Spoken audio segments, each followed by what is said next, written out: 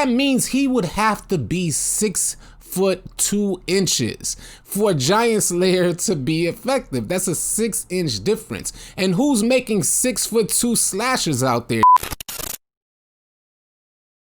Hey, what's up YouTube? You already know it's AllCity Live TV, and thank you for tuning in. Today we're going to be talking about the Giant Slayer badge and whether or not you guys should have the Giant Slayer badge equipped in NBA 2K21. I think a lot of us were spoiled by our experience on NBA 2K20, where badges like Giant Slayer and Acrobat rendered interior defense completely useless. But in NBA 2K21, that's a totally different story. We're going to tell you guys everything you need to know about the Giant Slayer badge right now. Let's get it.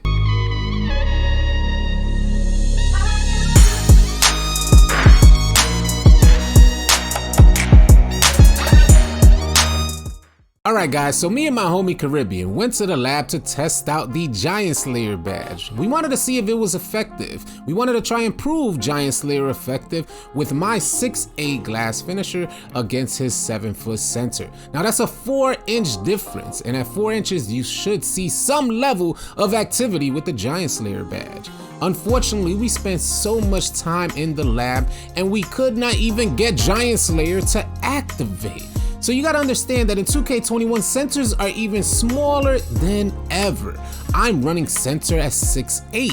That's the smallest I've ever run the center position. So if centers are getting even smaller, then what does that mean for badges like Giant Slayer? If I can't get the badge to activate with a 4-inch difference between my opponent, then when is it going to activate? Giant Slayer is supposed to prove most effective at a 6-inch difference, but that has never meant that below 6 inches, Giant Slayer was not effective at all.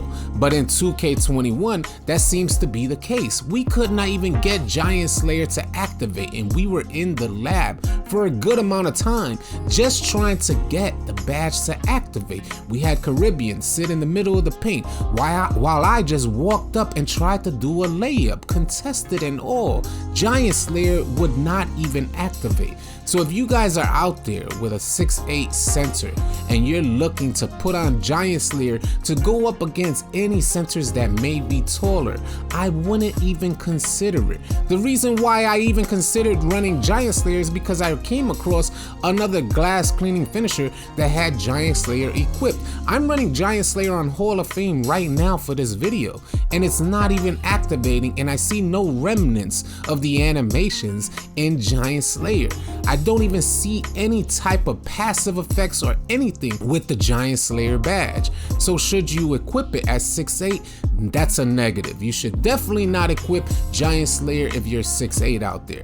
Now for those smaller slashing type of players, should you have Giant Slayer equipped? That's a huge question, I gotta say, because it's like, listen, paint defense has been buffed tremendously in NBA 2K21. I think more so than anything, interior defense has rendered badges like Giant Slayer and Acrobat a little less effective than they were in 2K20. That's what seems to be the case more than anything.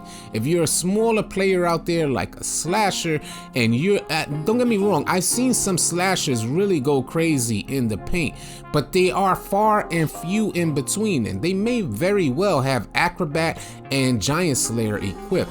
Hop steps are no longer in the game, or not nearly as effective as they were, and reverse layups or reverse dunks are not nearly as effective as they were. And I think that's because of the buff in interior defense. So should you even consider equipping the Giant Slayer badge?